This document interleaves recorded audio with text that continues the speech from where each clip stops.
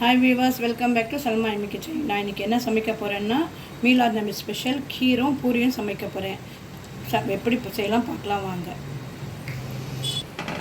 2 litre பால் எடுத்திருக்கேன். வந்து condense milk எடுத்திருக்கேன்.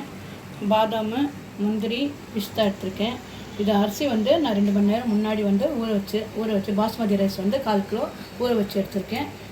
சர்க்கரை, இது வந்து குங்குமப்பூ, இது வந்து ஏலக்காய். பாருங்கள், இப்போ வந்து எப்படி செய்யலாம் பார்க்கலாம் வாங்க. இப்போ வந்து நான் வந்து 2 லிட்டர் பால் வந்து சிம்மில் வச்சு நல்லா வந்து கிண்டிகிட்டே இருக்கணும். அடி பிடிக்கக்கூடாது, நல்லா கிண்டிகிட்டே இருக்கணும். இப்போது நான் வந்து 2 மணி நேரம் முன்னாடியே வந்து அரிசி ஊற வச்சுருக்கேன். அந்த அரிசி நட்ஸ் எல்லாம் போட்டு நல்லா கிரைண்ட் பண்ணி எடுத்துக்கலாம். ரொம்ப மெலிசாக கிரைண்ட் பண்ணக்கூடாது, கொரன்னு சொல்லி கிரைண்ட் பண்ணி எடுத்துக்கலாம். இப்போ பாருங்கள், இது வந்து அரிசி நட்ஸ் எல்லாம் போட்டு கிரைண்ட் பண்ணி வச்சுருக்கேன். இதை வந்து பாலில் வந்து ஆட் பண்ணிக்கலாம்.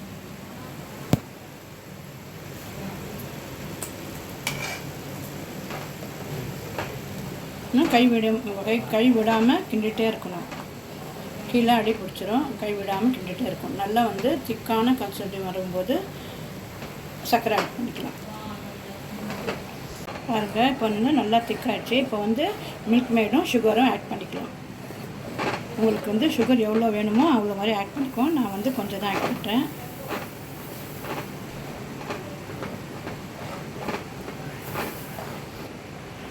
மில்க் மேட் ஆட் பண்ணிக்கலாம். ஜாஃப்ரான் ஆட் பண்ணிக்கலாம். நான் ஏலக்காய், இந்த நட்ஸ் கூட ஏலக்காய்லாம் போட்டு நான் கிரைண்ட் பண்ணிட்டேன். இப்போ வந்து ஜாஃப்ரான் ஆட் பண்ணிக்கலாம். பூரிக்கு நான் மாவு பிசைஞ்சிருக்கேன். இது ரவையும் கோதுமை மாவு போட்டு நான் வந்து 1/2 மணி நேரம் முன்னாடி வந்து பிசைஞ்சு வச்சுட்டேன். வந்து பூரி வந்து குக் பண்ணிக்கலாம். சுட்டு பாருங்கள், நல்லா சூப்பராக ரெடி பண்ணியாச்சு. நல்லா சூப்பராக இருக்குது. நீங்கள் வீட்டில் ட்ரை பண்ணுங்கள், லைக் பண்ணுங்கள். இது வரைக்கும் சேனலை சப்ஸ்கிரைப் பண்ணாதவங்க சப்ஸ்கிரைப் பண்ணுங்கள். பாருங்கள், டேஸ்ட்டு நல்லா சூப்பராக இருக்கும். சாப்பிட்ட ரொம்ப டேஸ்ட் ரொம்ப நல்லாயிருக்கும். நீங்களும் வீட்டில் ட்ரை பண்ணுங்கள். எப்படி வந்ததுன்னு சொல்லி கமெண்ட்ஸில் சொல்லுங்கள். தேங்க்யூ.